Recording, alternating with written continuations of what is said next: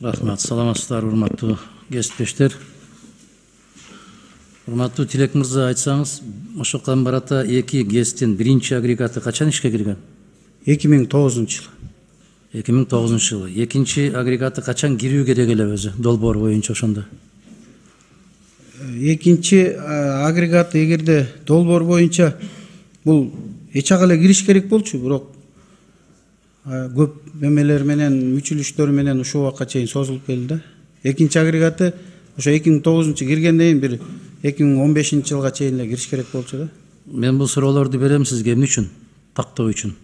Биринчиден, экинчиден эч нерсе курулган эмес деп кыйкырык салып аткан жигиттерге жооп болсун деп берип атам. Ушул биринчи агрегатын курууга Кыргызстан кимден канча каражат алган карыз? Биз биринчи агрегат курулганына өзүбүздүн Кыргыздын бюджетинен эле алып курулган. Баракелде. Мына баракелде. Бөтөн өлкөдөн бир тыйын албай туруп ГЭС курулган. 31 жылдан бери деп кыйкырып аткандарга моуну сиздерде айтып жүрүшүңүздөр керек. Биз өзүбүздүн күчүбүз менен ГЭС куруп баштаганбыз. Аны энергетиктер күнүнө карата декабрда 22 декабрь беле?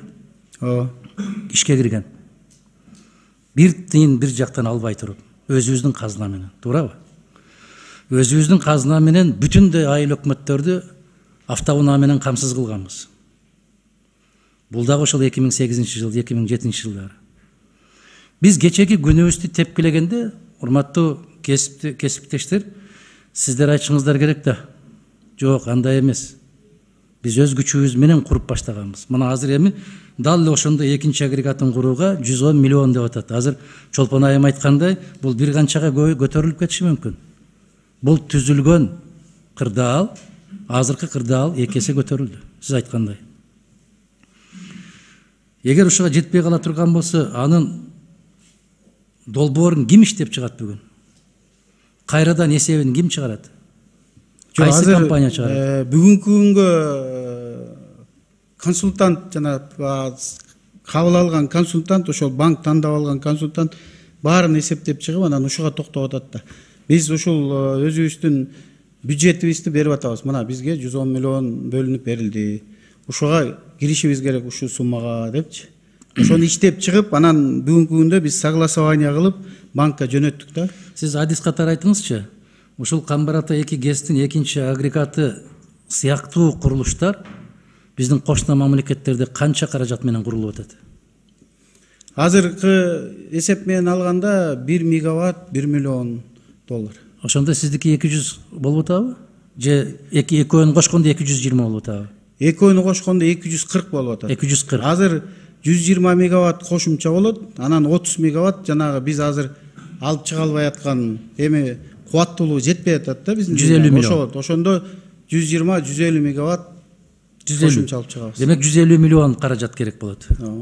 Жок, бизде мындай да, эгерде нөлдөн баштасаң да, бизде уже агрегат, биринчи агрегат иштеп атат.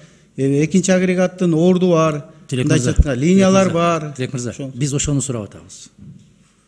Чолпон айым берген суроо дагы ошондо турат.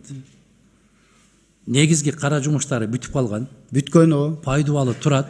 Ал жактан жанакы бүт кум таштардын баарын алып чыккан, тазаланган. Мындайча айтканда курулуш жүргүзүүчү жерибиз таза даяр. Туурабы? Ошондо канча менен бүтөт? 110 миллионго бүтүрө аласыздарбы деген суроону коюп атат. Жок, 110 миллионго бүтүрүшүбүз керек. Ал эми андан ашык банк бүт консультанттарды нанимать этип, ошо тендердин документациясын даярдаса, наоборот, биз да ойлоп атабыз, может 110 миллиондон да эгерде тендерге катышкандар болсо, көбүрөөк келсе, может быть ылдый түшөт. Түшүрөт, туура. Мына ушул эми урматтуу депутаттар, мына так маалымат ушул болду. Сиздер ар бир карыз алып аткан маселени ушундай кылып айтып кетсеңиздер. Рахмат. Ушул сиздерге эле пайда. Бул биринчиден, экинчиден энергетикага пайда. Экинчиден энергетика деп атам да. Экинчиден сизге тиешелүү эмес, бүтүндөй айыл чарба министрлигине да тиешелүү, курулуш министрлигине да, автоунаа министрлигине дагы кезинде жасалган иштерди сиздер айта жүрсөңүздөр. Биз айтып эле келатабыз. Анан курулгандар. Мында бир жетекчиңерди уксак эле, 31 жылдан бери биринчи жолу асфальт төшөлүп атат. Биринчи жолу зым тартылып атат. Биринчи жолу жарык жетип атат. Муну ушуларды айта жүрсөңүздөр. Муну урматтуу кесиптештер, маселеси жок эле талкууга көп создуктурбай эле колдошубуз керек. Рахмат. Бул долбоор жана сиз айткандай мындан 7 жыл башта бүтө турган долбоор. Оодара салып, түртө салып, куа салып, ушунун натыйжасында баары ушундай токтоп калган маселе. Ошон үчүн Азаматович, менин сунушум ушундай, талкууну токтотуп, суроо жооп токтотуп эле добушка койсоңуз. Рахмат. Рахмат.